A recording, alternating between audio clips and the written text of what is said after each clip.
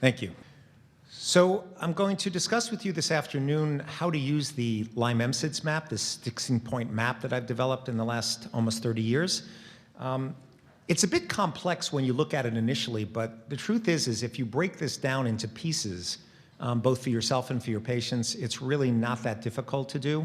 But what it requires is really a little bit of just being obsessive compulsive and constantly going back and making sure that you haven't missed anything. So what I'm going to be sharing with you this afternoon is how to also do the integrative medical approach. Just so I can see a show of hands so I understand how much I should focus this to doctors. How many healthcare professionals are in the audience? Can you please raise your hand? Wow, the majority, that's great. And how many of you have been trained somewhat in integrative medicine? Okay, so you will probably get a lot out of this talk, but this is also going to be some new things for you that you may not have learned. If you've not gone to some of the integrative conferences like ACAM, IHS, IFM, AAEM, if you've not gone to these conferences or read integrative textbooks, some of this won't be new to you. You will have seen it in med school, but it's not something you're probably practicing in day-to-day medicine the way you're doing clinical practice. So I'm going to show you some what I think are really innovative ways of helping patients. As a board-certified internist, when I got out, I was doing classical internal medicine. I was not doing any integrative medicine at all. You have it? Okay. I was not doing any integrative medicine at all, and I had to figure this out. And I basically started reading some of the integrative medical textbooks, a lot of books written by Dr. Sherry Rogers about the biochemistry of the body. And it's really pretty fascinating stuff because what this comes down to is basic science. None of what I'm going to show you today you'd never learned. It's just not something you'd have ever thought of necessarily applying in clinical practice. For example, you've learned about heavy metals and environmental toxins, but none of us really in medicine in general, unless you're doing some integrative protocols, you're not going to be doing testing for heavy metals. The problem is that mercury is one example, overlaps every Lyme symptoms you're going to see in a patient. Mercury causes fatigue, headaches, memory concentration problems, tremors, tingling, numbness, burning, and it also affects how your immune system functions. So the problem is that if you don't go ahead and sometimes check heavy metals, in some patients, that may be one of the reasons why they're not getting better. So, you know, the reason is, and Bob Bransfield talked about this morning as I did, these are complex illnesses where there's usually overlapping multiple etiologies driving inflammation. So, this is actually not the right, this is the one I did in Paris last year. Et je peux parler en français pour vous, pour ceux qui parlent français. Maintenant, je vais discuter la maladie de Lyme avec vous et les co-infections. That would be the French one that I did. My book is coming out in French, by the way, in 3 weeks. I'm repracticing my French. By the way, that was the only talk I've ever given to infectious disease doctors that I was invited. It was in Toulouse, and I spoke in French to several hundred infectious disease doctors, teaching them about Lyme and co-infections. That was actually quite an interesting experience. They gave me 18 minutes to be able to give them an overview of Lyme and co-infections, so those slides were really packed when I was doing this in French. So where I'm going with this map is that I'm going to show you on this 16-point model that there's about 8 points on the model specifically that cause inflammation. And what I'm going to go through these slides with you and show you is that these inflammatory cytokines, tumor necrosis factor alpha, IL-1, IL-6, these are the inflammatory molecules that are making a lot of people sick.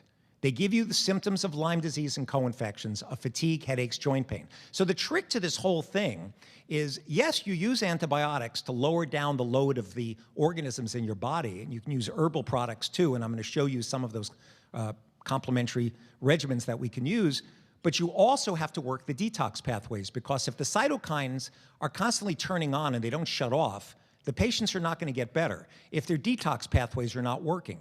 And you've got quinolinic acid, which Dr. Bransfield was talking about this morning.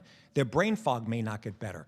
So the problem is when a patient comes in and they say, my memory and concentration's not working, it's up to you to do a differential diagnosis to say, okay, it could be hypothyroidism, it could be B12 deficiency, it could be folic acid, it could be methylmalonic acid.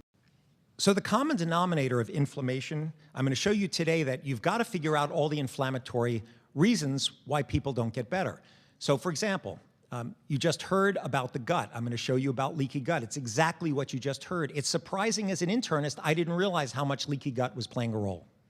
I had a patient with rheumatoid arthritis come in to me just a couple of weeks ago, true rheumatoid arthritis. He had a positive CCP. You may know, I told you before, Lyme causes an overstimulated immune system, so you can get a false positive rheumatoid factor. This gentleman had true rheumatoid arthritis. He was on Arava, he was on Enbrel, he was on prednisone. He still was not well.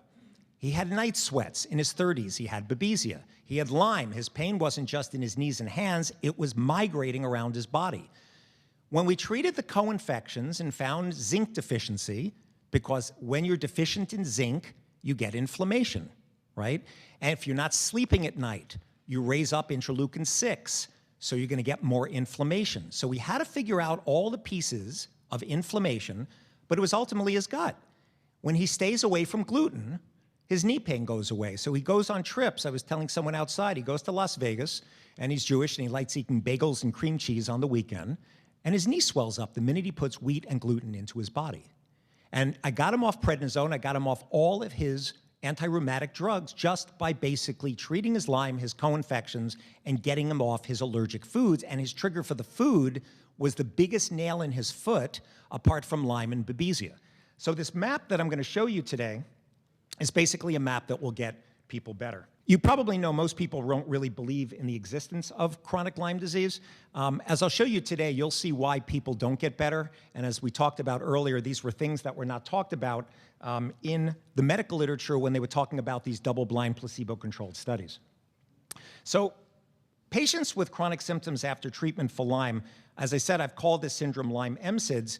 And the advantage of this MSIDS map is it's a 16-point map.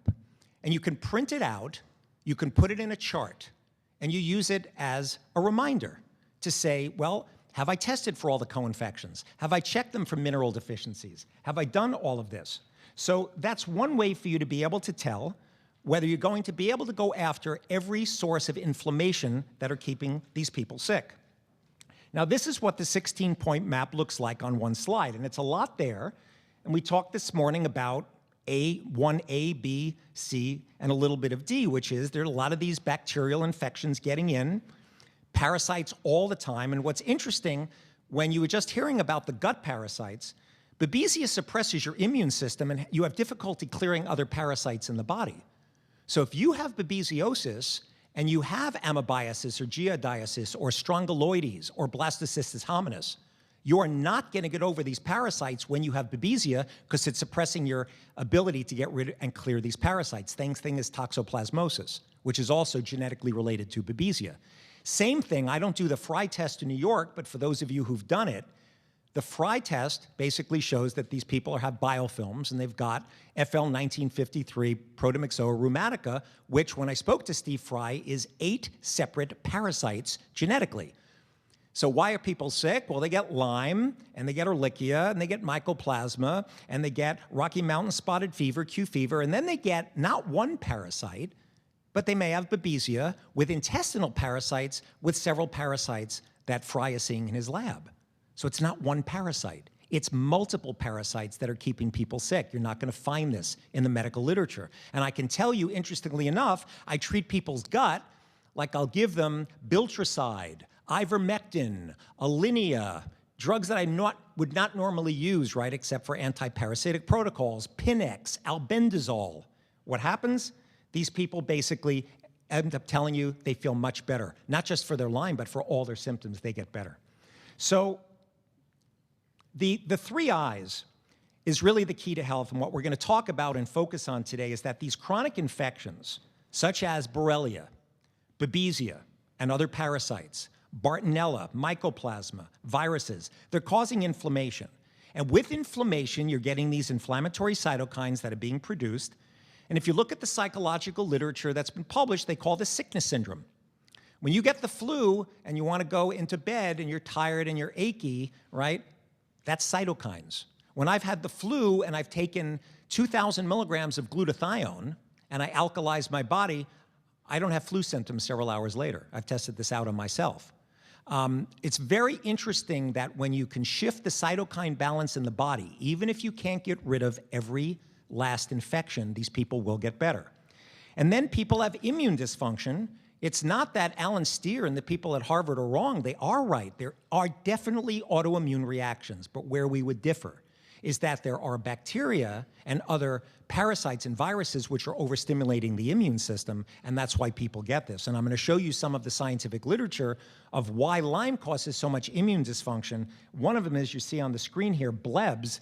There are these partial pieces of DNA of the organism that cause a huge stimulation of your immune system, and it's contributing to a lot of free radicals, oxidative stress, which is damaging your cells.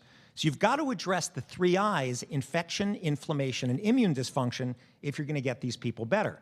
And there's a lot in the scientific literature talking about this. That second one on there by Dr. Fallon, inflammation and central nervous system disease, he found TNF-alpha, IL-1, IL-6 in the central nervous system of Lyme patients. Okay? Now what's interesting is they find the same ones in Alzheimer's patients. And in one of the studies that was done by Probranek years ago, they gave people etanercept, a TNF-alpha blocker. They injected it into their C-spine. You'd never get my Lyme patients to do this. They shut down their TNF-alpha production, and the Alzheimer's patients' memories got better just by blocking TNF-alpha and lowering inflammation and cytokines. Cytokines is the big problem here, okay? And I'll show you how it keeps linking up with a lot of the factors on this map. So the other thing about inflammatory markers, which I think is interesting, is you heard this morning that the Lyme testing is not very reliable. In fact, I don't even do an ELISA. I never bother with it because the test is so unreliable. I go straight to the Western blot and tick-borne co-infection panels. There are other tests for checking Lyme, like the I-spot test, lymphocyte transformation tests. It's the ELISpot test that they do in Germany. There are many different forms, advanced labs, PCRs, culture.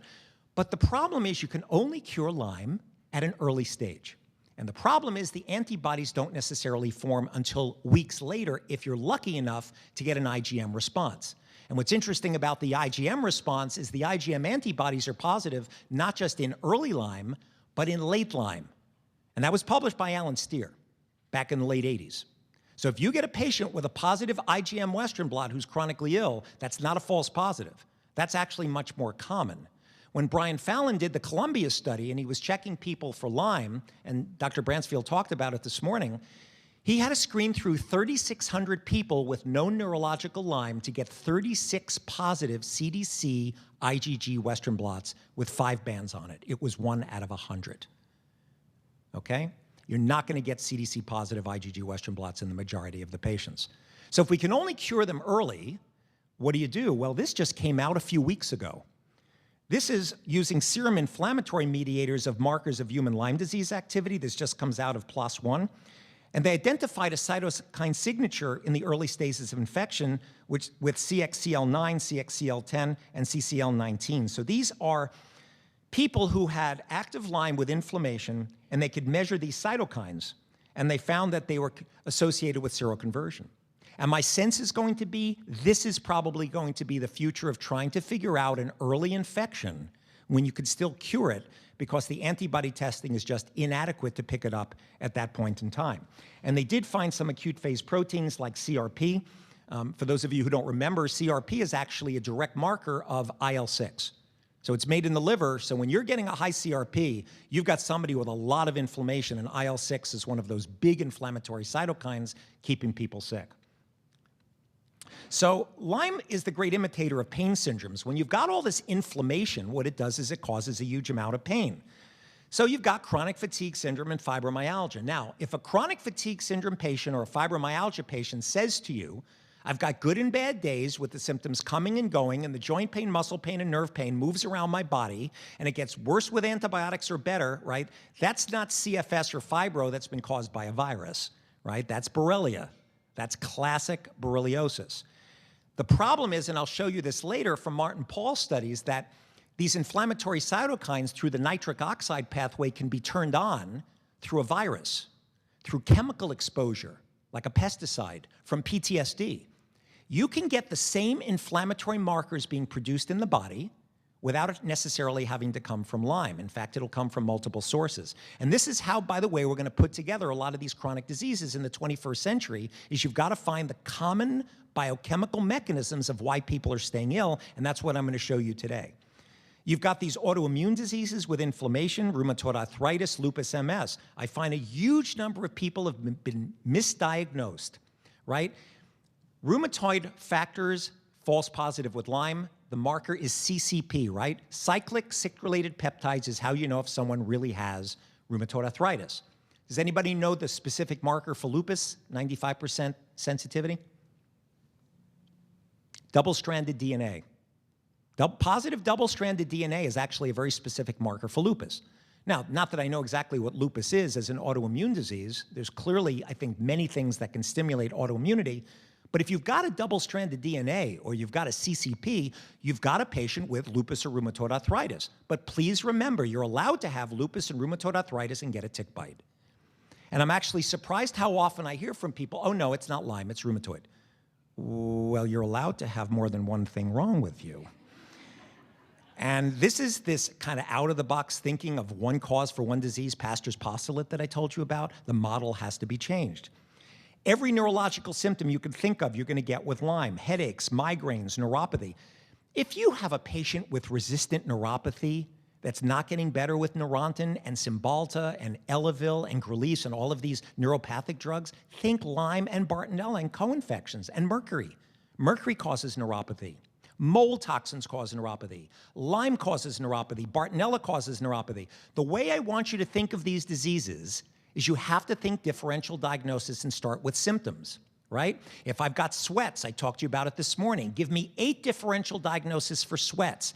Hyperthyroidism, non-Hodgkin's lymphoma, tuberculosis, malaria, my hormones aren't working, right? I've got brucellosis. You've got to be able to memorize so that you can cross-reference. Now, I'm going to be doing, it appears, an MSIDS app very soon to help people with this.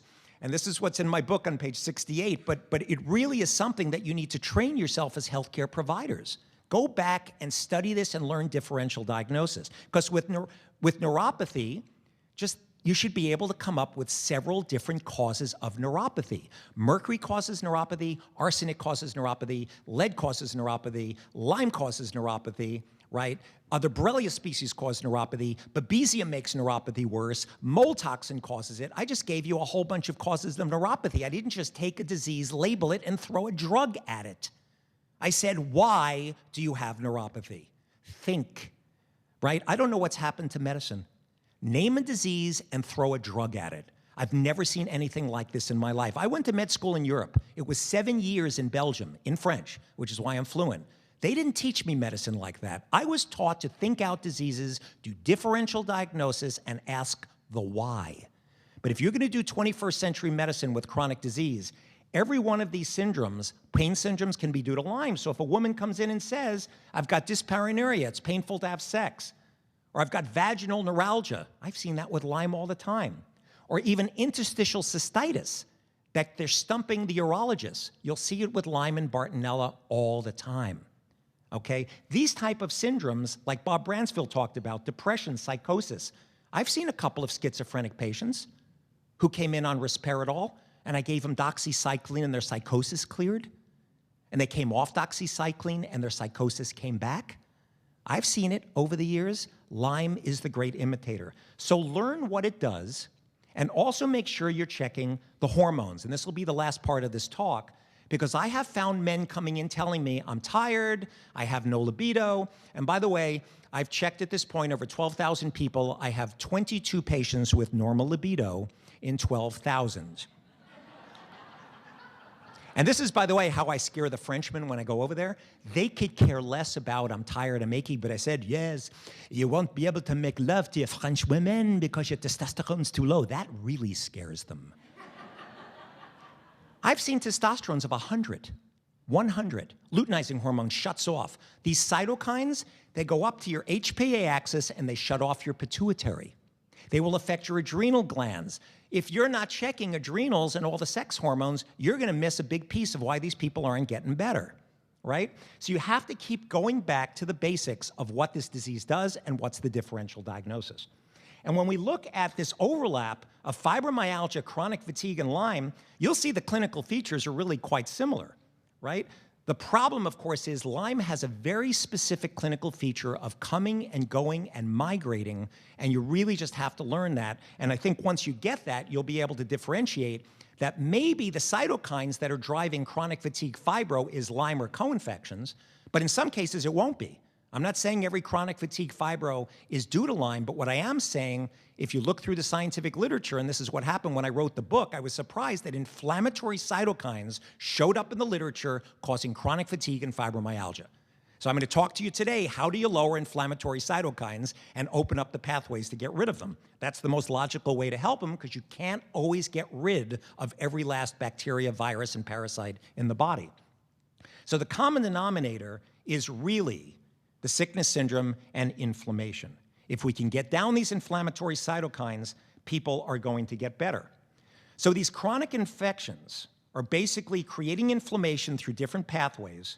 It's creating free radicals and oxidative stress, which is damaging the cell membranes, damages your mitochondria and nerve cells. Now, in the studies that were done, the double-blind placebo-controlled studies, Lyme disease and co-infections affects the terrain of the body. What did those studies talk about? 30 days, 2 months of antibiotics? It did not at all address what these infections do to your body. It didn't talk about the fact that your hormones get changed or your mitochondria may not work because you ended up getting free radical oxidative stress, or that you're not sleeping and you're driving cytokine production, or you have leaky gut and food sensitivities which have nothing to do with tick-borne disorders but cause the same inflammation causing the same symptoms. It was too complex. You can't do this type of a model in a double-blind placebo-controlled manner the way they tried to do it, saying antibiotics don't work. So when we look at the parts of the MSIDS model, of the 16-point model, these are the ones that really push the inflammatory cytokines. You've got immune dysfunction, which we'll talk about in a second with the blebs. GI disorders that you just heard about from Dr. Schweig, huge. Huge, what he just told you about. Never underestimate the power of what diet and getting these sensitive foods out of the diet will do. Nutritional and enzyme deficiencies. LabCorp and Quest, if you were to check your patients, straight serum test, check a magnesium, check a red blood cell magnesium, because 99% of your magnesium is inside the cells. So if they're on diuretics or even not, you may have not enough magnesium, and you need magnesium for 300 detoxification enzymes in your body, okay? I also will check people for copper. You need copper for superoxide dismutase. You can't handle these free radicals and oxidative stress without superoxide dismutase, right? And I check them for zinc, iodine. 25% of all of my patients are low in iodine, they're low in zinc, they're low in magnesium. Some of these people, you replace the minerals, they get better. And the reason is not necessarily a bad diet, we've just depleted the soil. Okay? The soil now is just not containing the nutritional supplements that we need at this point to get people better. Nutritional deficiencies, environmental illness with heavy metals. Heavy metals drive free radical oxidative stress. 20 to 25% of my patients who don't get better with classical antibiotics or herbs, I pull out their heavy metals and they tell me they feel better. I'll show you afterwards, mercury overlaps every symptom you're going to see with Lyme disease. Detox problems. You learn in med school phase 1 and phase 2 detox. I'm going to show them to you today and how you can use nutritional supplements to help them. I didn't know that detoxification was so important in Lyme. One patient who I talk about in the book, she came in to see me, she looked drunk. She's falling over in the waiting room, literally falling into the wall on the floor when I came out to see her. She literally looked like she had a 6-pack of beer before getting her Egg McMuffin in the morning. And there were people from Rhode Island who were in my waiting room for a Lyme consult that were watching this woman, and we put her in a wheelchair, brought her back, and I just started her on IV Rosefin. She had a PICC line.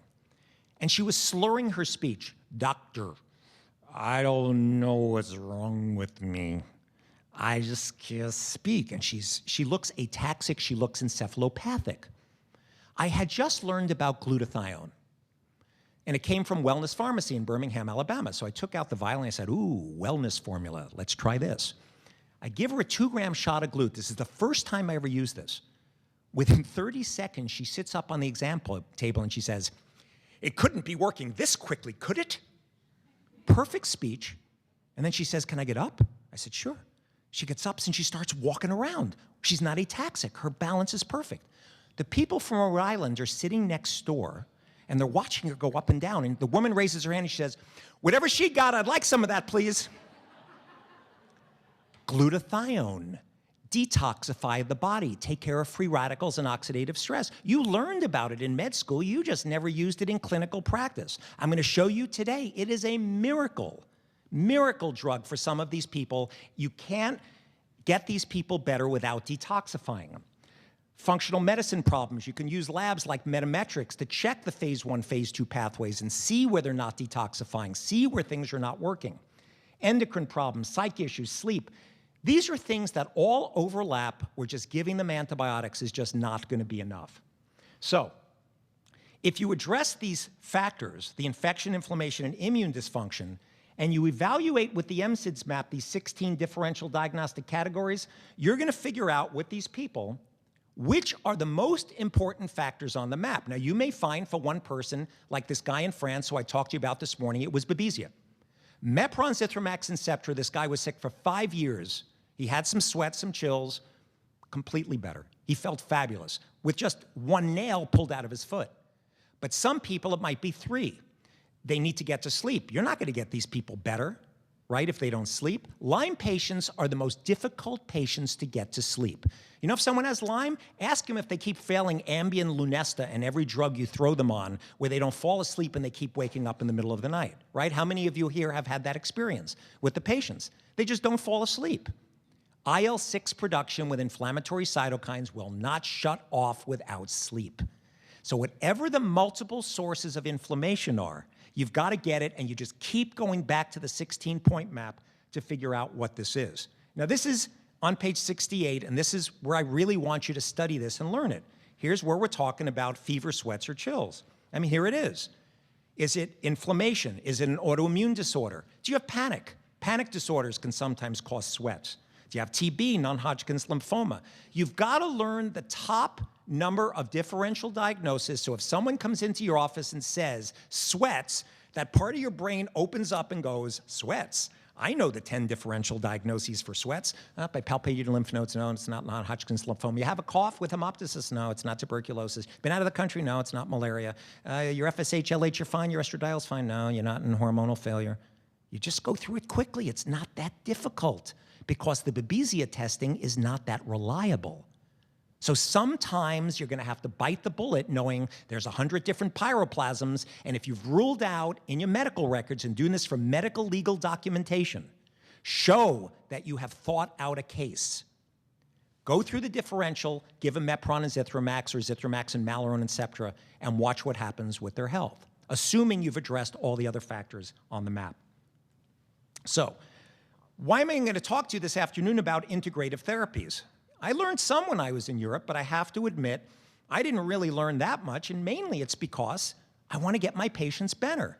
And clearly antibiotics are helpful, but they're definitely not curative. Of this, there is no doubt. These are chronic, persistent organisms.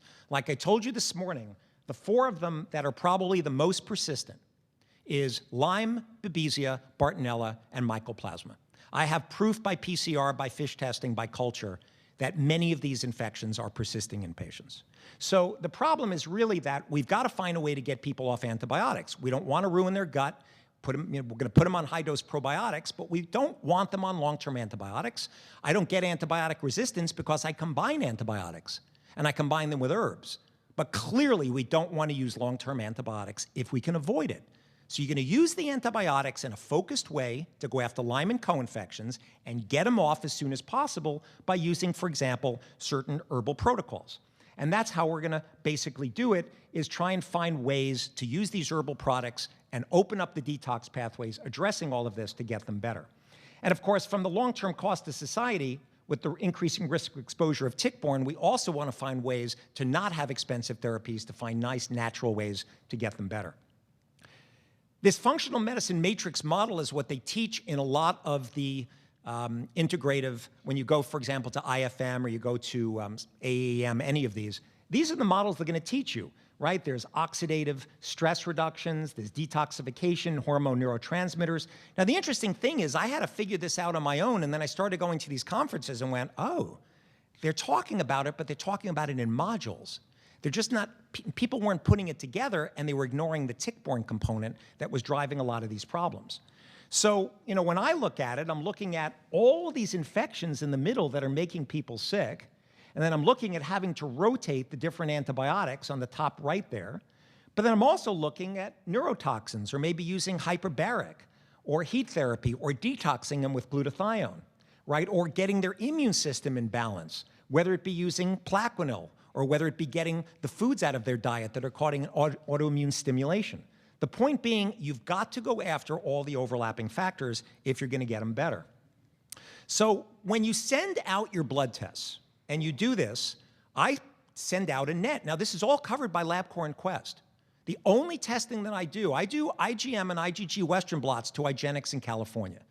Because adding on that 297 strain to the B31, I get much better bands in my Western blot, and I'm looking for Borrelia-specific bands. I'm not looking for them to be CDC criteria positive. As Dr. Bransfield told you this morning, that's for health departments to epidemiologically screen large populations. You're interested in, do they have a clinical diagnosis of Lyme and tick-borne disorders, and do they have proof of Borrelia-specific bands? So all the things you see here are covered by LabCorp and Quest. An IgM IgG through IGeneX is $200. And it's also covered by Medicare, by the way, for your Medicare patients, completely covered.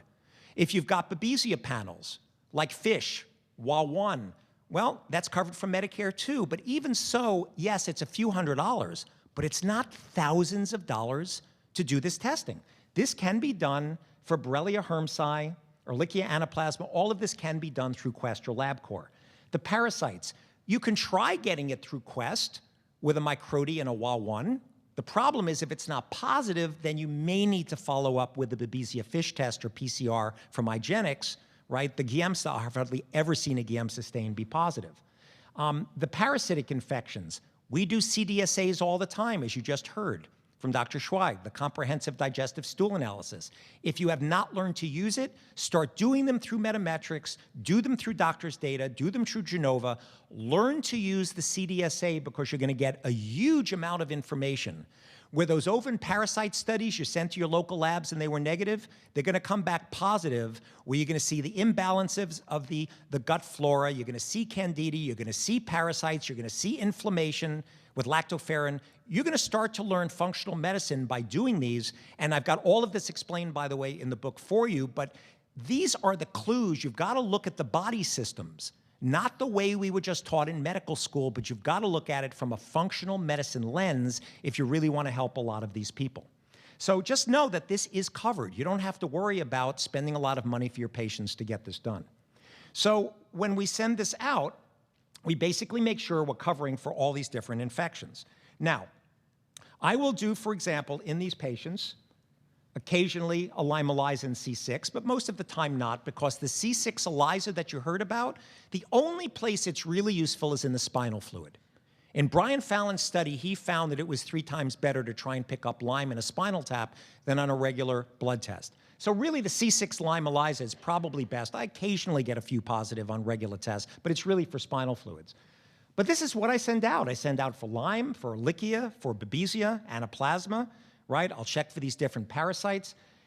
Autoimmune panels. Your patients have joint pain. Do at least an anti-nuclear antibody and a rheumatoid factor, right? Check them to see if they've got inflammation with a SED rate and a CRP. You may want to do a TGF-beta-1 alpha, a C3A, C4A. There are a lot of inflammatory markers you can do, and some companies even you can do cytokine panels. Dunwoody Labs, which I can't do in New York, I know Cheryl very well, who runs the lab. She's got a very good cytokine panel. I know that Neuroscience does them. There's a lot of labs doing them. You can also look at some of these cytokine signatures in these patients. But if you're not sure about lupus, do the double-stranded DNA, right? So check them for the autoimmune markers. Do food sensitivity panels, not just the IgE, but IgG subclasses. Certainly run an anti-gliadin TTG, but remember, as you heard from Dr. Schweig, you can have gluten sensitivity and never show up positive on any of those markers. And unfortunately, I can't use Cyrex Labs in New York. Otherwise, I would be using it because I've seen Dr. Perlmutter, who's an integrative neurologist, use Cyrex. And he'll have people coming in with neurological disorders with tremors and bizarre neurological symptoms, and he'll get them off gluten, and they'll resolve.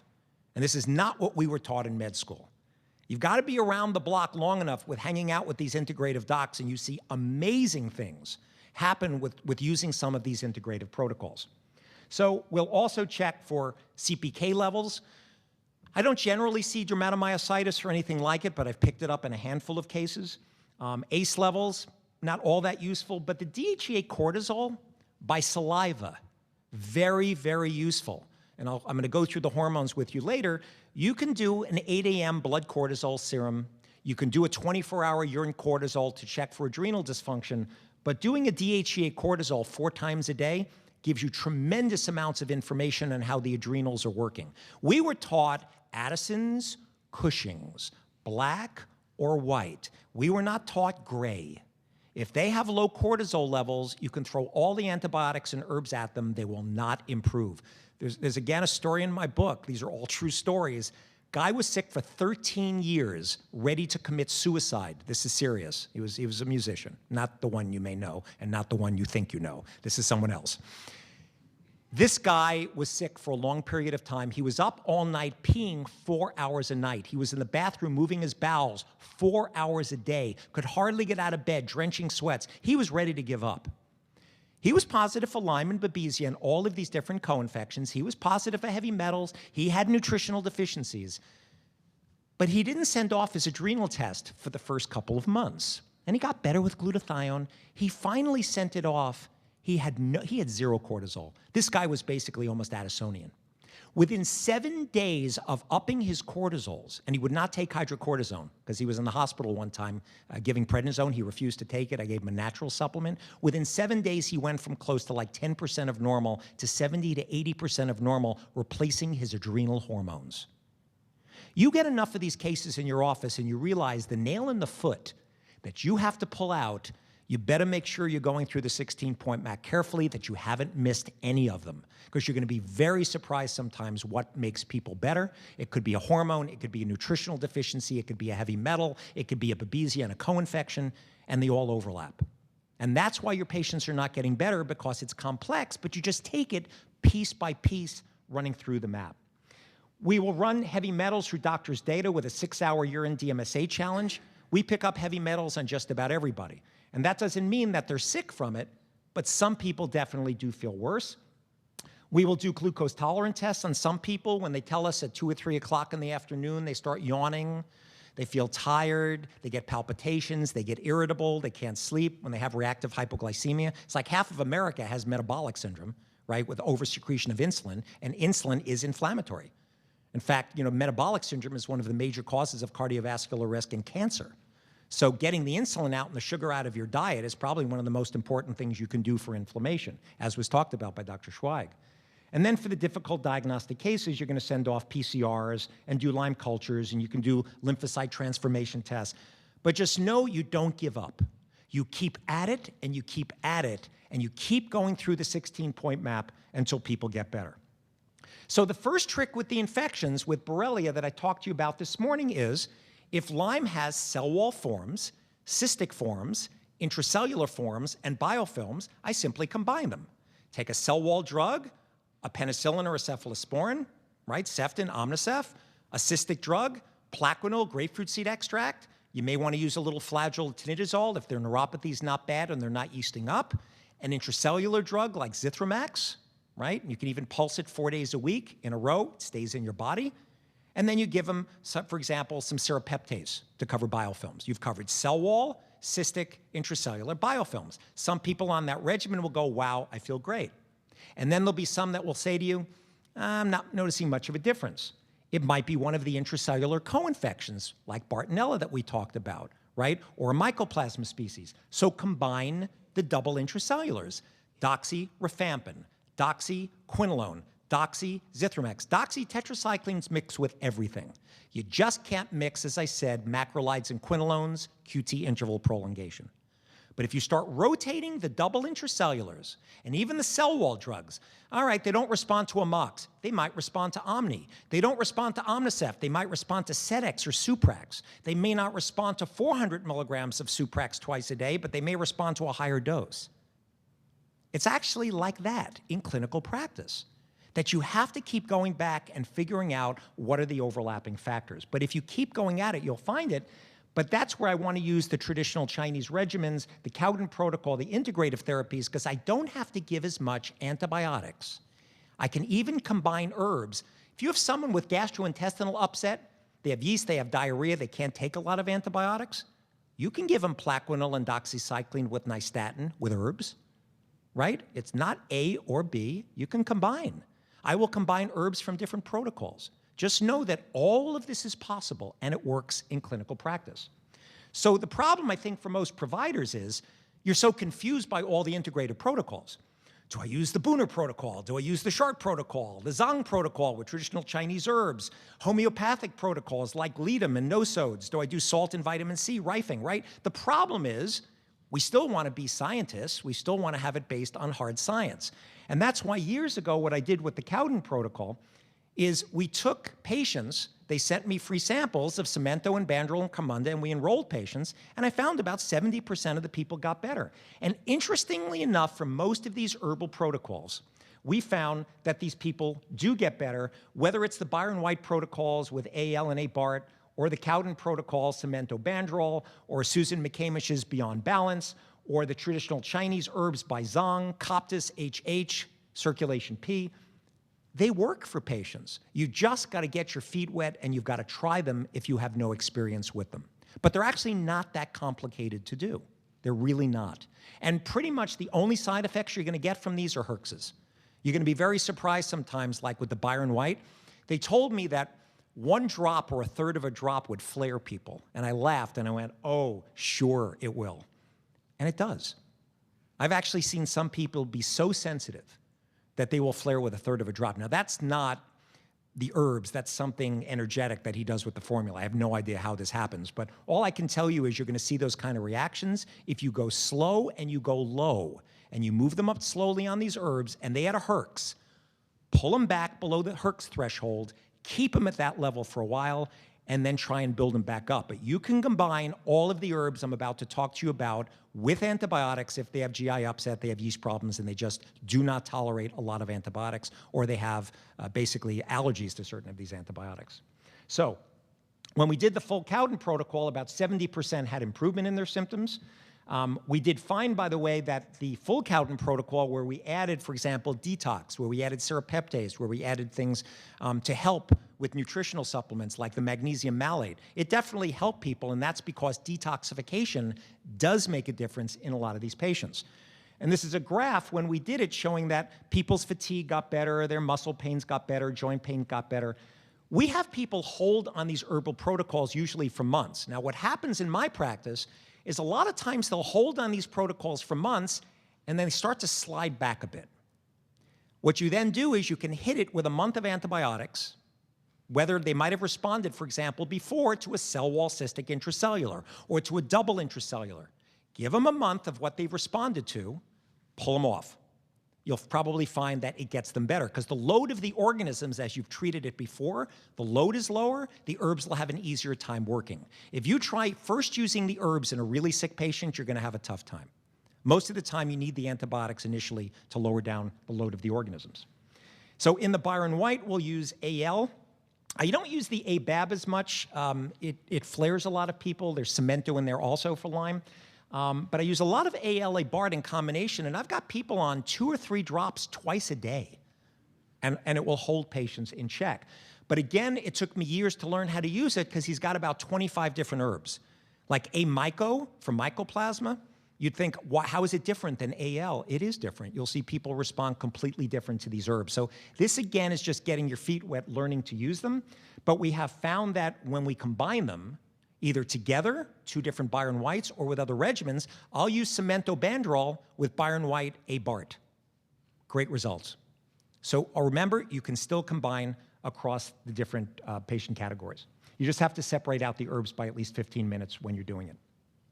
So let me talk to you for a second about flare detox protocols. This is where you're going to get stuck with a lot of the patients who tell you, like I have in my practice, they're Herxheimer kings and queens, right? That you mention an antibiotic, you don't even put it in their mouth and they're herxing, right? You know these patients. You give them a small dose of anything, and they're basically in bed telling you they have horrific joint pains. Okay, let's talk about what gets these patients better. How many here in the room have used low-dose naltrexone, LDN? Good, not bad, there's a few. For those of you who haven't, raise your hand. Okay.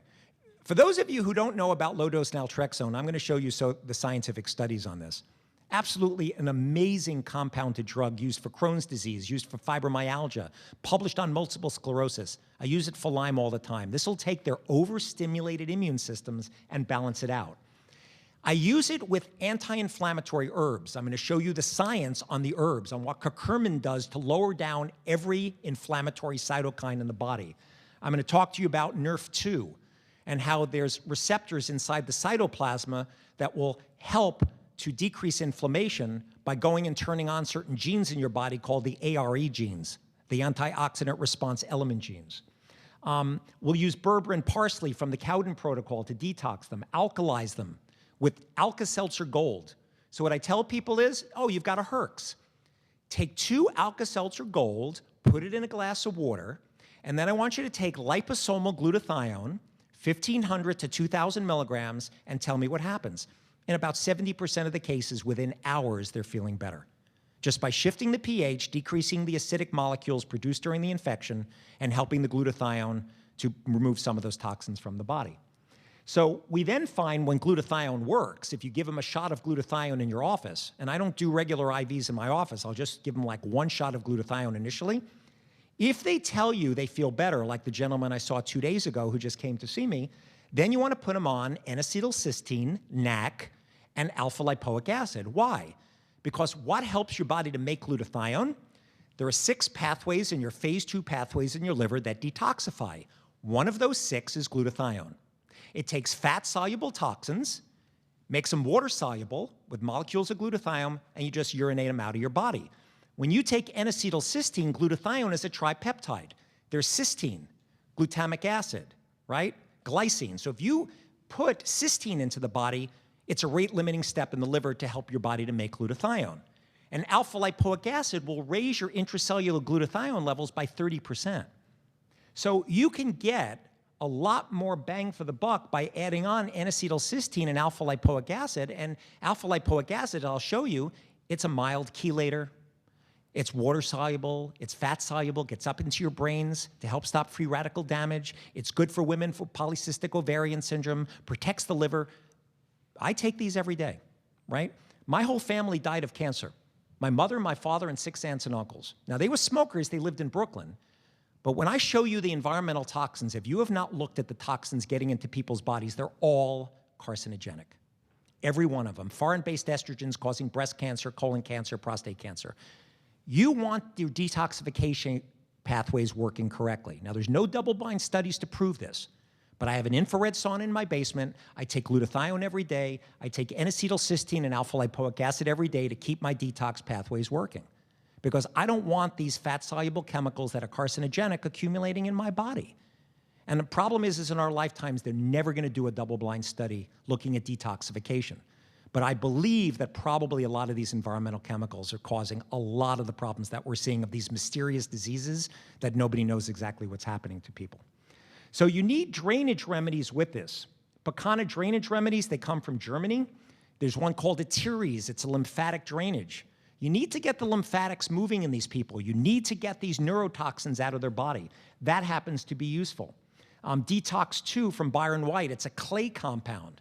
You'll sometimes find that charcoal, bentonite clay, products like this which pull toxins, or even cholestyramine, which is part of the mold protocols, you will find that some of these people tell you they feel better as you're starting to pull some of the neurotoxins out of the body. So you want to always remember detoxification, whether you're working it through different remedies like the drainage remedies, you're pulling it through the bowels, or sweating it out through your skin, or drinking lots of fluids and pushing it through the kidneys. But detox, detox, detox, it is extremely important. And it's not something you're probably doing enough for your patients who are not getting better.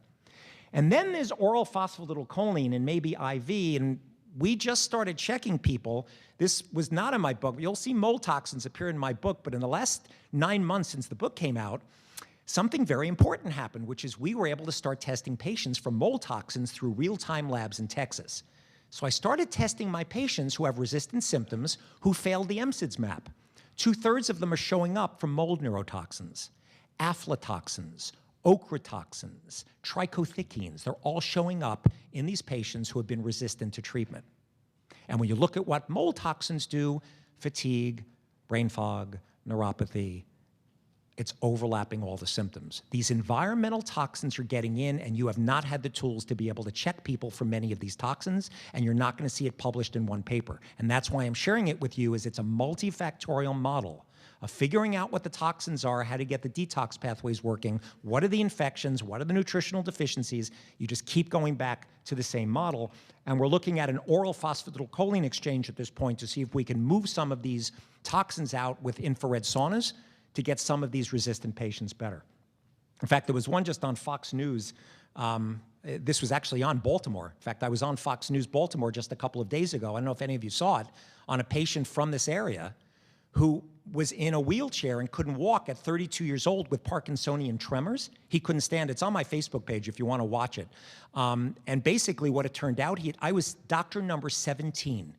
He had seen something like 16 neurologists, and nobody could say what was wrong. He had Lyme, he had Babesia Wall-1, and he had large amounts of mercury and lead. Mercury causes tremors. He was also a landscaper. Pesticides exposure, pesticides have been linked up to Parkinsonian symptoms, and he was loaded with mold. And all of these caused these neurological symptoms, and the reason the 16 neurologists didn't figure it out is they were not trained in integrative medicine. They were not thinking heavy metals. They were not thinking mold. They were not thinking pesticides. They were thinking if the ELISA tests negative, you can't have Lyme. His sweats, they ignored it. They didn't bother to check for Babesia like WA1. This is what it's coming down to, is multiple overlapping factors keeping a lot of these people sick. So when we're treating Babesia parasites, for example, and I'm finding this in a lot of the patients, we find that using the drugs like Mepron and Zithromax and or Septra is not enough. We've got to rotate the herbs for these people, so we'll use Artemisia. We'll use Cryptolepis, which comes out of Africa. It was published years ago in Ghana. Very, very effective in patients, like 94% in helping patients with malaria, okay, in Ghana. This is all published in the medical journals. We'll use neem, 30 drops 3 to 4 times a day. MCBAB2 from Susan McCamish, Beyond Balance.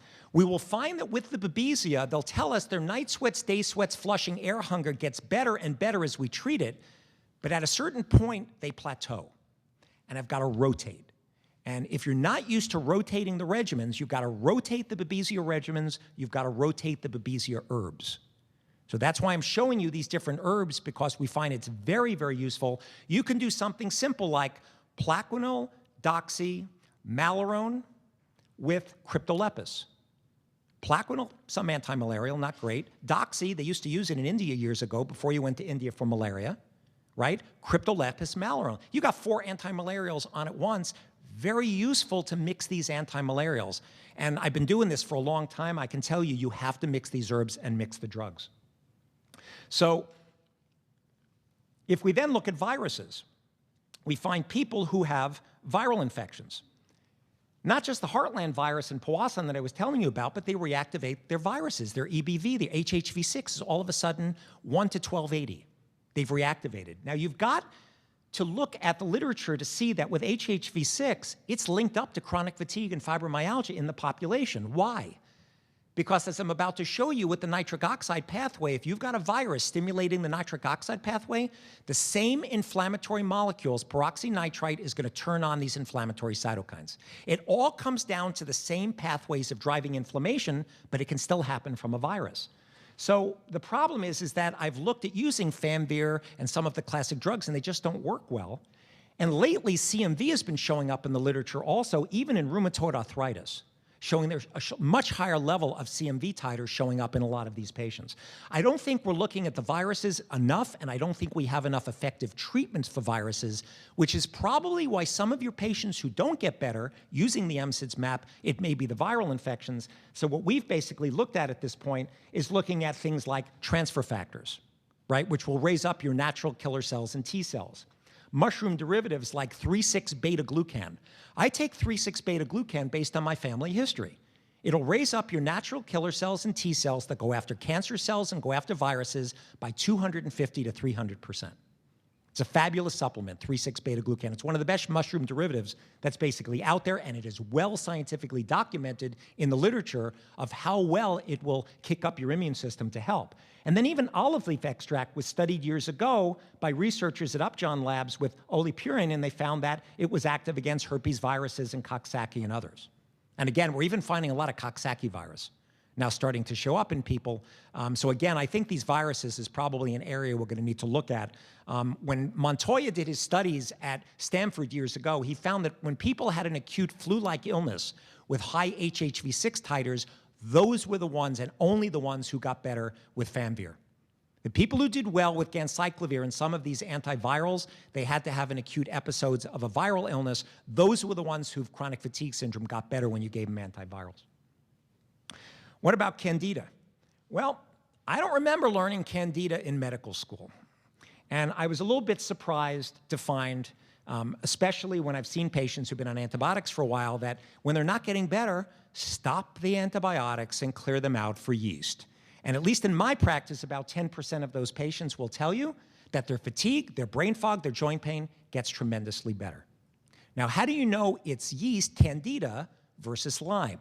Well, a couple of clues. Obviously, look at the tongue to see if there's some yeast and overgrowth. If they tell you they get gas and bloating after eating sugars and carbs, good sign of yeast. Women, of course, will get a vaginitis. But I will sometimes clear people out and give them a course of diflucan or give them some olive leaf extract and other things to clear out for candida, and you'll see really remarkable changes in some of these people that you lower down the Lyme and some of the co-infections enough, but the balance of the yeast in the gastrointestinal tract was now thrown off. So Lyme symptoms come and go and migrate, right? With yeast and candida syndrome, it doesn't come and go and migrate, and it's affected by food in a different way than it may be with Lyme.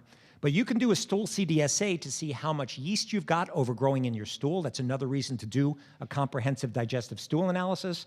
You can check Genova with sensitivity to fungal agents. And again, you have to use very high-dose probiotics to keep these people well. So what about immune dysfunction? This is the second point of the 16 on the map. There are these blebs that are secreted from Lyme that are partial DNA. They are highly stimulatory to the immune system, and these intracellular blebs convert your host cells into targets for the immune system. What that means is when you've got borrelial DNA inside your cells in these blebs, you're going to start to have autoimmune reactions.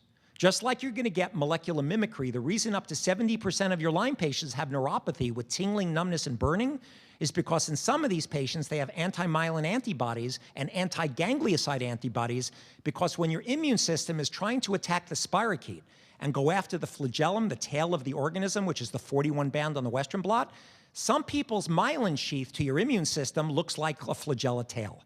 So instead of just going after the tail of the spirochete, it actually starts to demyelinate you. And this is molecular mimicry. And it happens in Lyme all the time. There are true autoimmune reactions. So what you've got to do is you've got to find a way to shut that off. And some of these blebs is one of the things that's stimulating these autoimmune reactions. So these are the people who are going to tell you they've got positive anti-nuclear antibodies, and it's not lupus. They've got positive rheumatoid factors, and it's not rheumatoid arthritis. And when you treat their Lyme, the ANA goes down. The rheumatoid factors go down, treating them with antibiotics. If they're HLA-DR2 or 4, much worse. Alan Steer published on this, and it's absolutely true. These people have much worse autoimmune reactions. So you've got to look and see if they've got these autoimmune markers, right?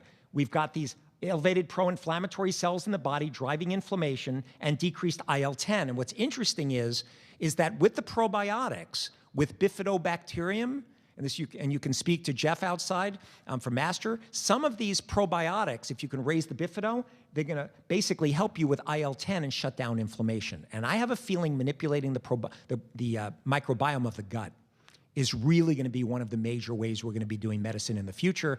We now know that you can take someone with metabolic syndrome and early diabetes, put someone's stool flora inside those people who have normal glucose metabolism, and all of a sudden, they metabolize glucose perfectly. Not giving him insulin, not giving him metformin, putting bowel. This is all published in the literature, right? So we have a tremendous opportunity here of looking at the microbiome in the years to come with this. So when we look at mycoplasma, I talked to you about this morning, when we look at autoimmunity, just remember that mycoplasma species have been in the autoimmune literature, driving autoimmune reactions published in the medical literature, increasing these pro-inflammatory cytokines, and we found that Brucella species in mycoplasma have been found in the blood of chronic fatigue patients. This has been published, especially in the Midwest, where they see more brucellosis. So you've got to realize that a lot of these infections are going to be driving inflammation and causing some of these autoimmune reactions. Now, point 3 out of the 16 on the MSIDS map. Neurotoxins with these inflammatory mediators. We talked about Alzheimer's before, and I said to you that it's very interesting that the memory concentration problems in Alzheimer's are due to the exact same inflammatory cytokines that cause memory and concentration problems in Lyme patients. Part of the problem with this is that these pro-inflammatory cytokines are causing neuronal cell death. They're enhancing glutamate-induced exoticity. They're inhibiting long-term potentiation. And your hippocampus, which helps with memory, it's basically being affected. So when Lyme patients have high levels of these inflammatory cytokines, you've got to get these out of their central nervous system. And I have a feeling that's probably where low-dose naltrexone, that's probably where glutathione is working for these patients. That's where the role of the inflammatory mediators in this nitric oxide pathway comes in. Nitric oxide is a good thing, right? If you're having angina, you want to give someone nitroglycerin, you want nitric oxide. But the problem is that it's a common mechanism in some of these patients with chronic fatigue and fibro published in literature as to why they don't feel well. And it's interesting because if you think about the same symptoms we see in chronic fatigue, fibromyalgia, Lyme, the above illnesses can all be initiated by a variety of factors, whether it's viral, bacterial, emotional trauma, volatile organic solvents, pesticides. The one common denominator is stimulating inflammatory molecules through the nitric oxide pathway. So it's producing peroxynitrite, which goes into your nucleus, and there's a switch inside your nucleus called NF-kappa B. You do not want to turn on NF-kappa B. NF-kappa B, when that turns on the production of all of your inflammatory molecules, right? Interleukin-1, interleukin-6, IL-8, TNF-alpha. So you want to make sure that you've got these people on immune modulators like Plaquenil and DMARDs, anti-inflammatory effect drugs like macrolides, but you've got to downregulate the nitric oxide pathway in these people. So how do you do that? Well, CAM therapy at the bottom. You do it by giving them antioxidants. You do it by giving them CoQ10 and B vitamins, alpha-lipoic acid, magnesium, zinc, glutathione precursors, right, like NAC. All of these things will stop NF-kappa B from turning on inside the nucleus. And it's exactly the same problems, as I said, with fibromyalgia. Again, in the medical literature, decreased anti-inflammatory cells, you don't have enough IL-10, abnormal helper suppressor cell ratios, elevated pro-inflammatory cytokines. The same biochemical mechanisms in fibromyalgia and chronic fatigue that you're seeing in Lyme. Because you've got these different species of Lyme, whether it's Borrelia sensu stricto here in the US or Avzella or Guarini in Europe, and what happens is Borrelia have these lipoproteins on the outside of the cell membrane. More than 8% of the coding sequence is for lipoprotein sequences that drive inflammation. And they drive and attract neutrophils 5 to 500-fold more active inducers of cytokines than even E. coli. These bugs really know how to drive an immune system. So you've got to really figure out a way to lower down the load of the bugs. And again, here's the molecular mimicry, where you've got this overstimulated immune system reacting with these IgM antibodies cross-reacting against flagellum, and that's why you've got neuropathy in a lot of these patients. So the way that we deal with this in these patients with this tremendous pain is either classical protocols, right, treating the symptoms, or integrative, right, treating the whole person, body, mind, spiritual approach. By the way, in the New York Times today, speaking about body-mind approaches, IL-6, I've told you it's a very strong inflammatory cytokine. Right in the New York Times today is bullying causes inflammation and increased IL-6. In New York Times today. It just showed up. Somebody sent it over to me. So the mind-body, you cannot ignore it. If you're stressed out and you've got a lot of stress in your life, as most of the patients who come in who see me do, that alone is going to cause inflammatory molecules to be produced in your body. So the whole point is to get to the source of the problem, right? We're not just treating symptoms. So The classical treatments are, you can use NSAIDs for muscle pain, not great for neuropathic, but occasionally you might be lucky.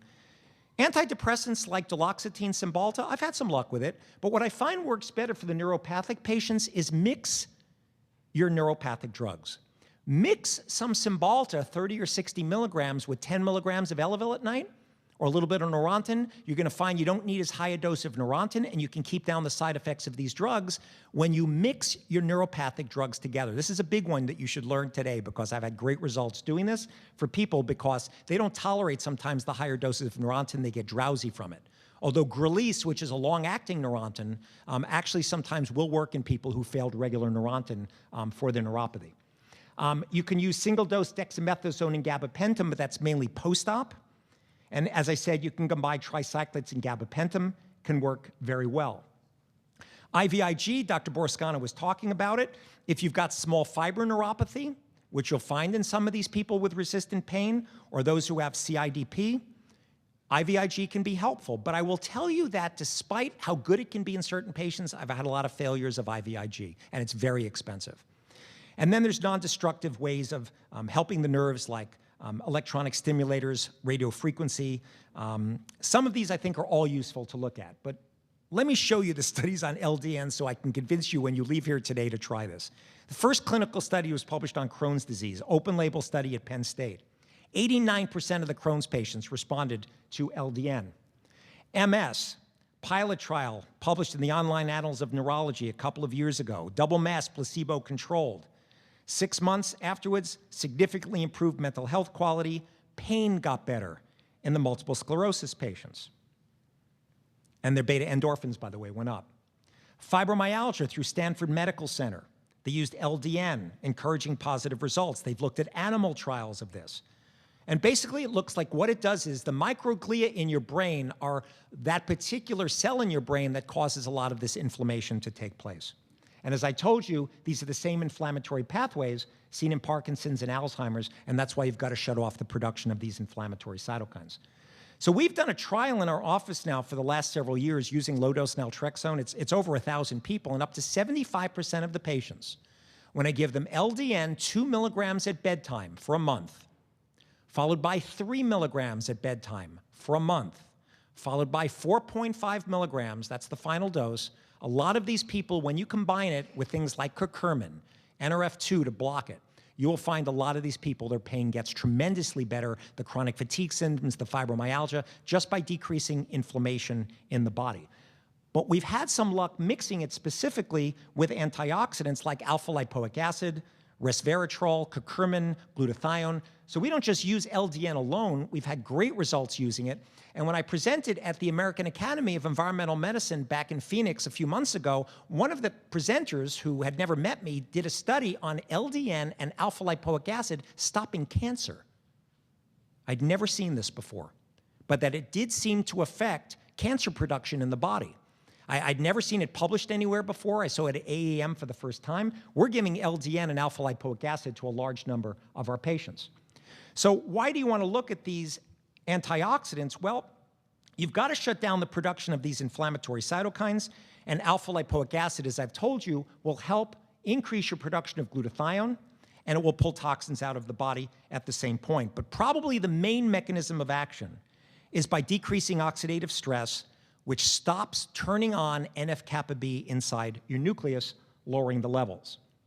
Alpha-lipoic acid, I mentioned to you, it's effective in aqueous and lipid environments, enhances intracellular glutathione by 30%, mild chelator of heavy metals, anti-inflammatory, helps PCOS, liver disease. Even diabetics support, it's published at 1,200 milligrams for diabetic neuropathy. So in our neuropathic patients, we use high-dose alpha-lipoic acid all the time. Now, this is going to be my next future study once I get the MSIDS map up, is what is the one common denominator? We're not just having a Lyme epidemic worldwide, we're having a chronic disease epidemic, right? 75% of our healthcare costs and 70% of the deaths in the United States are due to chronic disease. And we do not have a model for chronic disease. Is there one mechanism that could explain it? Yes, oxidative stress-free radicals. In the medical literature, every one of the diseases you see up there, Alzheimer's, strokes, heart attacks, rheumatoid arthritis, dermatitis, diabetes, cancer, cataracts. Every one of them is published in the medical literature that it's caused by free radicals and oxidative stress.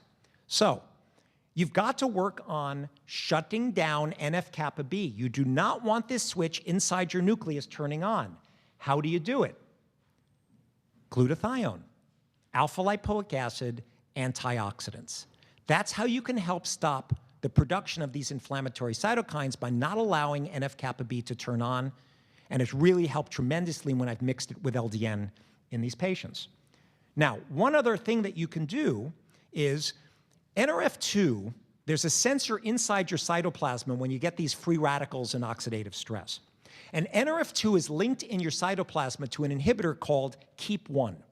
So if you get free radical oxidative stress, KEAP1 dissociates from NRF2, NRF2 goes into your nucleus and it binds to genes called ARE genes. These are antioxidant response element genes. What do? They activate the detox pathways, mainly phase 2 in your liver, to get rid of a lot of these chemicals, but they help detoxification, they decrease inflammation, and they inhibit cancer growth. There's a P53 gene that if you take enough broccoli seed extract, sulforaphane, it will hit the P53 gene, and it's working on ARG gene activation.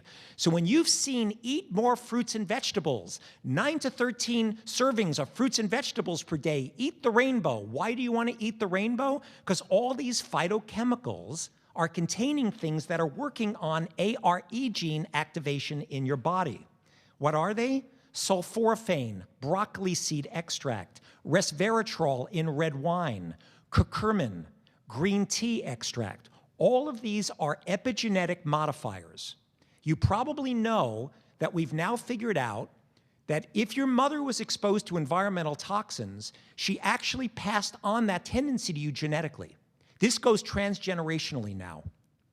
There's transgenerational epigenetics going on at this point from environmental toxins and the food you eat. And the methylation pathways, probably in the autistic population, is going to be very important. Why they're not using activated folic acid in women who are pregnant, I have no idea. Because not everyone converts folic acid into the active forms. And they found that the methylation is very important.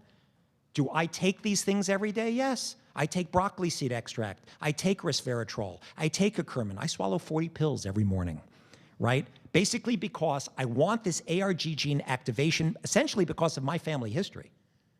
Because I don't know whether I have a genetic family history or it's because they lived in Brooklyn and they were smokers. I have absolutely no idea. So let's look at curcumin and why you want your patients on curcumin. Every one of those inflammatory molecules I've told you about, phospholipase, lipoisogenase, COX-2, leukotrienes, thromboxane, prostaglandins, in the medical literature, every one of them is shut off by curcumin, turmeric.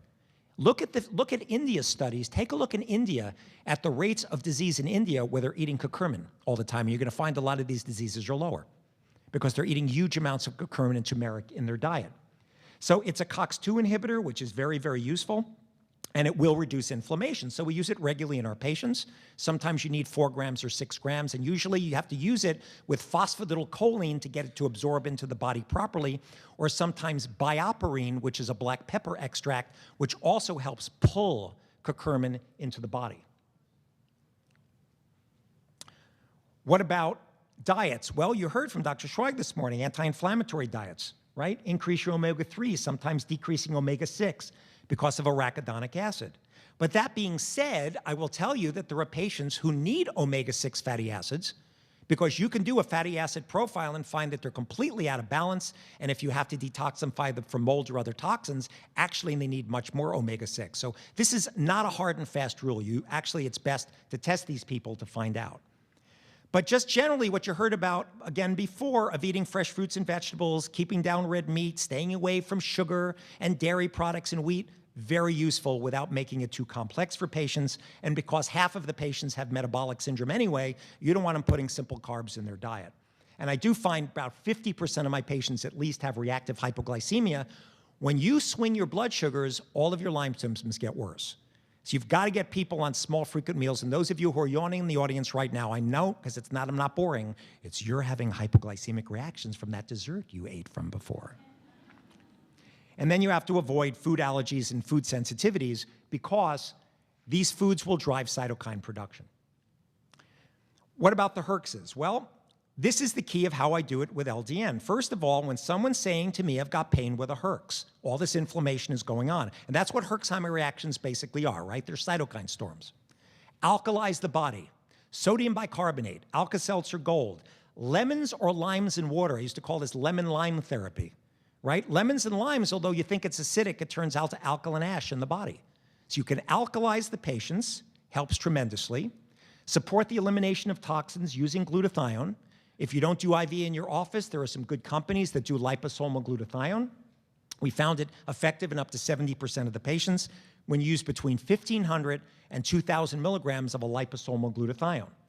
And then we'll do other supplements to support liver detox. You can use phosphatidylcholine.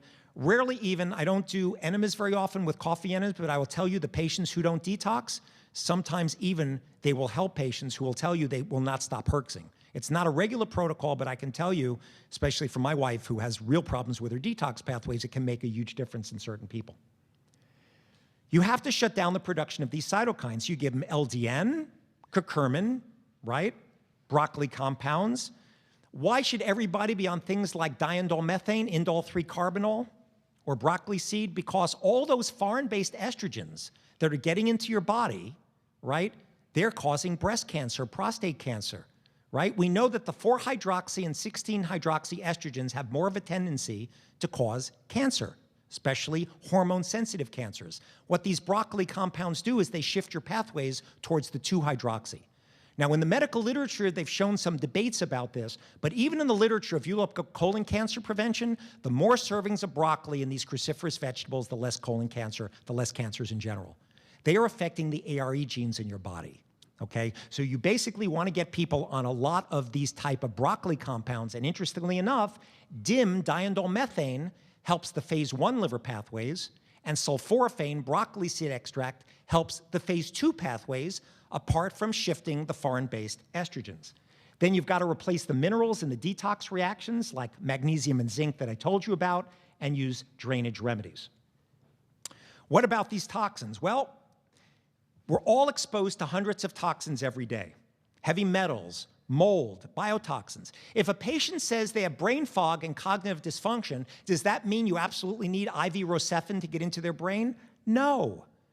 Their brain function may not be working because they have heavy metals, because they have mold toxins, because their detox pathways are not working properly, because maybe they don't have enough zinc that their phase 1 pathways in their liver, they can't convert alcohols to aldehydes, which causes chloral hydrate to form. The old Mickey Finn we learned in med school, if you don't have enough zinc, you start to get spaced out and foggy because you can't detoxify and you accumulate chloral hydrate. That's not stuff that's in the Lyme medical literature. So again, what does it come down to? Differential diagnosis. What causes brain fog, right?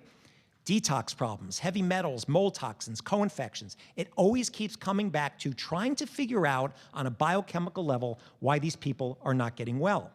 As I told you, the heavy metals overlap pretty much every symptom you're going to see in the Lyme patients. Fatigue, muscle and joint pain, headaches, tingling, numbness. And most doctors are not checking, and they will drive free radicals and oxidative stress. So it's causing an overlap of every Lyme symptom. Okay, you can tell what's mercury and what's not. And when you look at mercury, what I find interesting is, especially in the patients with MS, mercury has retrograde transport from the axons into your central nervous system and cause the same denervation of nerve fibers that you see in MS, same pathology.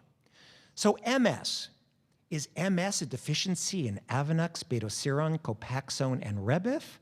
Or is a demyelinating disease like MS may be due to Lyme, other borrelia species, chlamydia pneumonia, published in the literature, low vitamin D, published in the literature, heavy metals like mercury, right? Multiple Bartonella overlapping factors causing demyelination, lack of adequate methylation.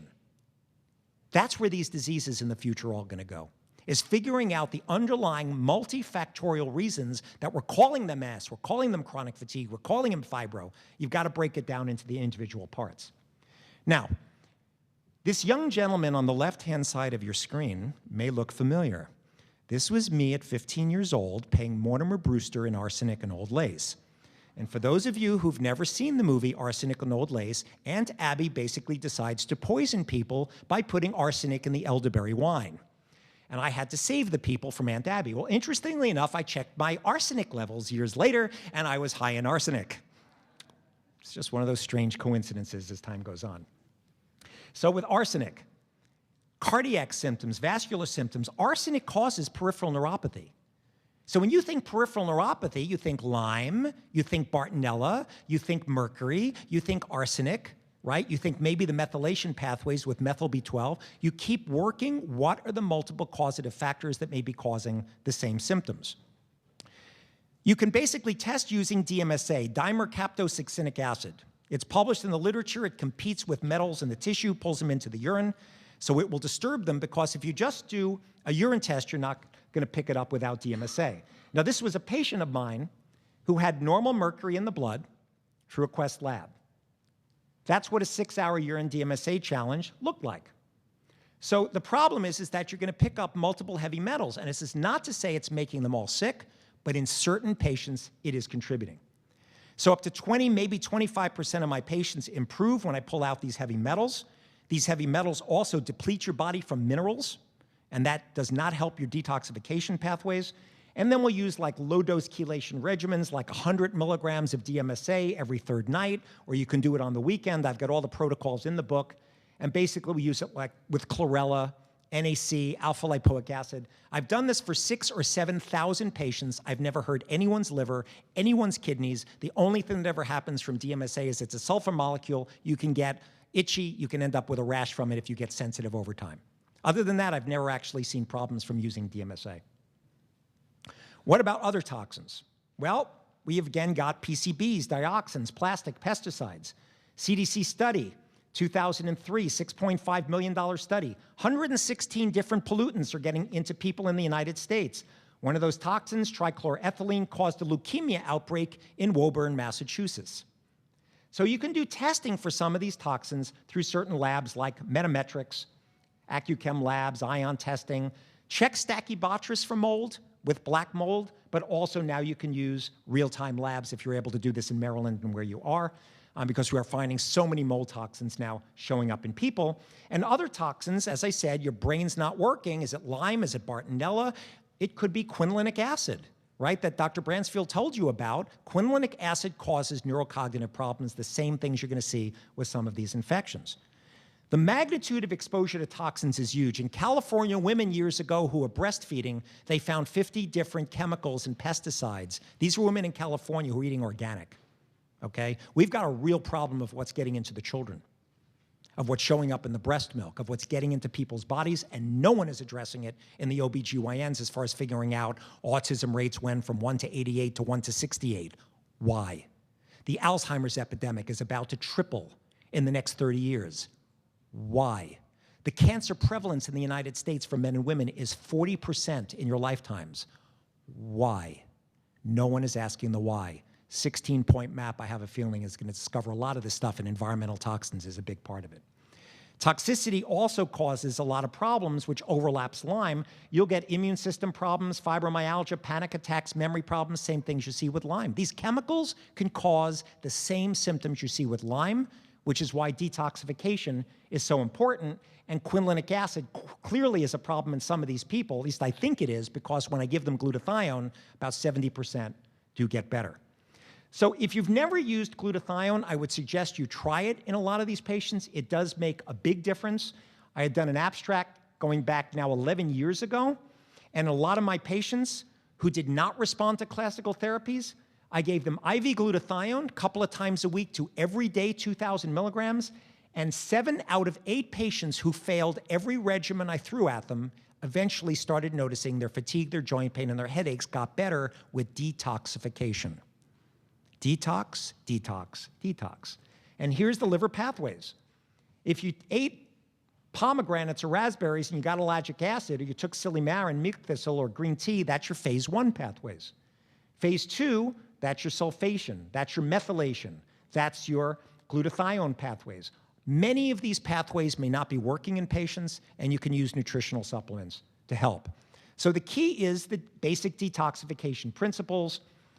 Solution, is ensuring hydration, increasing your antioxidants, balancing biotransformation in the liver, optimizing the mitochondrial function, minimizing toxic exposure, and helping bowel health. So we basically tell people about far-infrared saunas, using a lot of probiotics, flushing through the kidneys, doing these DMSA challenges, and focusing on getting a lot of these pathways working. You heard about the food sensitivities and allergies. I don't need to spend a lot of time with it because we've gone over it in detail.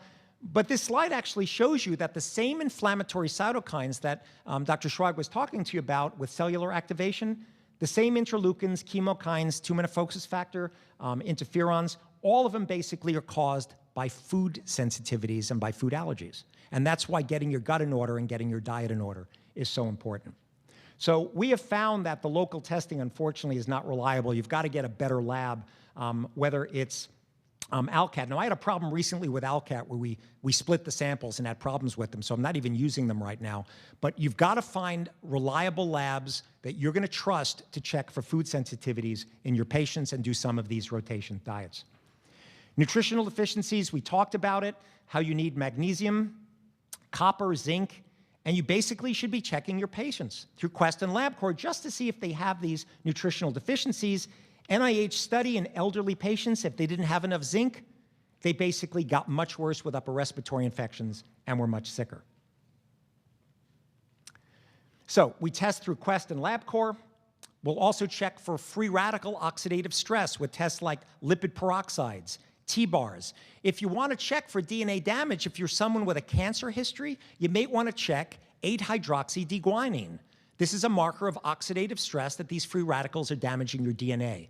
Cancer doctors and preventative doctors, they never even think of doing it. These kind of oxidative stress markers can be checked in a prevention side and also to see whether you're controlling the free radicals and oxidative stress that's turning on NF-kappa B and keeping these cytokines going. When you've got free radicals, oxidative stress, it's damaging your mitochondria, which can make you tired. You can get cardiac dysfunction. Some of these people, when you give them NT factors, glycosylated phospholipids, CoQ10, acetyl L-carnitine, many of these people will feel better. And Garth Nicholson published that about a third of the patients with chronic Lyme, when they took these type of essential cofactors for mitochondrial dysfunction, get much better. Because again, if the mitochondria are damaged, it's not enough to give them antibiotics, it's not enough to detox them. And many of them come in with PTSD, they come in with psych histories, definitely increasing these inflammatory cytokines. So it's not enough to just give them medications. You really want to make sure you're teaching them stress reduction, you're getting them to good therapists, they're doing yoga, they may be doing cognitive processing therapy, EMDR, very useful for people who've had trauma in the past. And I found, unfortunately, that 1/3 of the patients I asked, mainly women more than men, have had abuse, whether it's sexual abuse, emotional abuse, or physical abuse. And I can tell you that the worst patients in your practice, if they're honest with you, will be the ones who've had abuse. They are the most difficult patients to get better because of the way the mind-body interacts. Get these patients into deep therapy. Do EMDR. Get them to skilled therapists who know how to do it. Have them do neurofeedback. But you've got to heal the emotional wounds in a lot of these people if you're going to get them better. The 9th point, neurological disorders. We've talked about all the symptoms. I don't really need to go through it because we talked about the brain and immunity. Let me just show you something about the endocrine problems with these patients. My men who come in with low testosterone, as I said, I see it in a fair number of patients because the cytokines are shutting down the HPA axis. Please make sure you test your patients for LH, FSH, total and free testosterone, sex hormone binding globulin, estrogen, progesterone, DHEA sulfate, pregnenolone. Work the endocrine pathways, check the adrenals. You're going to be surprised that a large number of your patients, their endocrine system is out of order. And you can't give a man who's 20 or 30 years old testosterone creams or shots because it shrinks their testicles by 15%, and the Jewish grandmothers generally are very upset about that because they want them to have grandkids. So what do? You give them the drug that gives women multiple pregnancies, Clomid. If you give a man a half a Clomid tablet, 50 milligrams, half a tablet, 25 milligrams, 3 times a week, you will increase luteinizing hormone and you will kick up their testosterone to normal levels. I've done it over and over again in men where I never have to give them beta-HCG shots or testosterone replacement. I do it with low-dose Clomid. Very interesting, and it works really well in these patients. Adrenal fatigue, I told you about it. It's a spectrum between Addison's and Cushing, where you can do an 8 a.m. cortisol, urinary cortisol, but please do the saliva test, because I get people showing up all the time with low adrenal function like this, and I found that it's like 40% of my patients. And if you don't bring up the adrenals, they just don't feel better. We talked about sleep, that it increases inflammatory cytokines. You get it with other chronic inflammatory diseases like rheumatoid arthritis, chronic fatigue, and fibro. And it elevates IL-6. And since the main common denominator I've been talking to you about today is inflammation, if you don't shut off IL-6 production with sleep, I don't care again how many of the points on the MSIDS maps you've addressed, they're not going to get better. So get to the cause of the problem. Is it obstructive sleep apnea? I have young women who don't claim they snore and they end up with sleep apnea on a sleep study. Send your patients for sleep studies to find out why they're not sleeping. Check if they're taking medications like long-acting stimulants, caffeine late in the day, they're getting up at night to urinate, depression, anxiety, restless legs. Again, always differential diagnosis, getting to the source, but use activating agents in the morning like you can use Provigil and Nuvigil in the really difficult cases. But you're going to use drugs that you don't usually use to get them to sleep, not the Ambien Lunestas. The drugs that get people into stage 3, stage 4 non-REM sleep, which Lyme patients need, is Lyrica, Trazodone, Gabatril, which hits GABA receptors in the brain and shuts off your brain. I can give people 4 milligrams of Gabatril, which is an anti-seizure med, and give them nutritional supplements with GABA, by cream or by supplement, and I can get their brain to shut off and go to sleep using nutritional supplements with Gabatril. Or Seroquel, I don't use a lot of it. I don't like the side effects. And Xyrem, fabulous if you can get it approved, but it has to be approved through a sleep study. And then you can, of course, check neurotransmitters. But think about these other medicines to get them to sleep. And then I'll use valerian root, very, very useful to calm people down, GABA-L-theanine. If you have patients with OCD, if you've never tried high-dose inositol, 4 to 8 grams of inositol, wonderful for getting people out of OCD. You don't just need an Afrinil, you don't just need SSRIs like Luvox. You can use high-dose inositol in those Lyme patients who've got a Pandas-type syndrome with OCD. Very useful to use GABA-L-theanine with inositol in some of these people. And there are formulas of long-acting melatonin, so they don't keep waking up in the middle of the night. If that cortisol testing showed high cortisol, you can give them phosphatidylserine to lower cortisol at night. That may be the reason they're not sleeping. And then there are traditional herbs and even homeopathics like Califos 6S, which can be useful. Okay, this is a big one. I'm finishing up because I'm out of time. Lyme patient comes to you, they're fatigued, and they're dizzy, and they have palpitations, and their brain isn't working, they have brain fog. Sounds like pretty much everybody, right? Get a pulse and a blood pressure sitting for 10 minutes. Stand them up. And at 3 minutes, 6 minutes, 9 and 10 minutes, check their blood pressure and pulse. If you see that the pulse rate starts to go up by 15, 20, 25 beats per minute just standing, and they start to lower their blood pressure and feel dizzy, they've got autonomic nervous system dysfunction. This is the one nail, I guarantee you, if you took nothing away from this talk but this, I guarantee you a lot of your Lyme patients who haven't gotten better have POTS. They have postural orthostatic tachycardia syndrome. They never went for a tilt table test, and their overlapping symptoms are so close to the same symptoms of Lyme, you would not know it. And I have found that when you get their POTS better, many of these people get better. And what it is the autoimmune reactions I was telling you about with Lyme, it affects the autonomic nervous system. POTS can be an autoimmune-mediated polyneuropathy. There are autoantibodies to ganglioside, anticholinergic receptors. You get hypovolemia. You've got to fix these people by giving them salt, giving them 3 liters of fluid, give them Florinef, give them 0.1 milligrams of Florinef with salt and fluids and TED stockings, and you'll sometimes see miracles. Sometimes you got to push it to 0.2 of Florinef. Sometimes you've got to give them midodrine. If they don't tolerate fluor enough or mix it, 2.5 TID, 5 TID, 10 TID. I've been doing this for patients now for years, and I can tell you the POTS makes a huge difference in your resistant symptoms in the patients who say the antibiotics don't work. And you'll see that their dizziness, their fatigue, and their cognitive functioning will improve when you can get that blood flow going into the central nervous system. GI disorders, I went through this morning. I don't really need to do it. We told you Lyme co-infections are the great imitators, Borrelia hermsii, nausea, vomiting, abdominal pain, and large spleens. Ehrlichia, nausea, vomiting, abdominal pain, even with jaundice and diarrhea. Rickettsial diseases, abdominal pain with nausea, vomiting, with peritonitis, cholangitis, GI hemorrhage, right? Things you wouldn't normally expect. Tularemia, the typhoidal form, nausea, vomiting, diarrhea. Lyme, elevated liver function. So again, Lyme and co-infections causes gastrointestinal disorders. And we talked about the role of the bacteria in the gut. So again, I don't need to go after this, but again, I think the microbiome is going to be huge.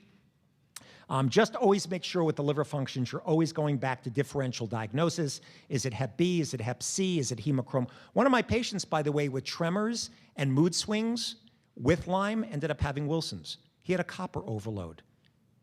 So his liver function elevations, when I gave him doxy, told me something was wrong. It went up to like 600 AST, ALT. Mood swings, tremors like crazy in his 20s. It was Lyme, and it was Wilson's at the same point. So you've got to look at it, and you've got to get these patients out of their decongestion state. So last slides. Lyme-MSIDS, it's not just Borrelia burgdorferi, right? It's all of these overlapping factors on the MSIDS map that can make them sick.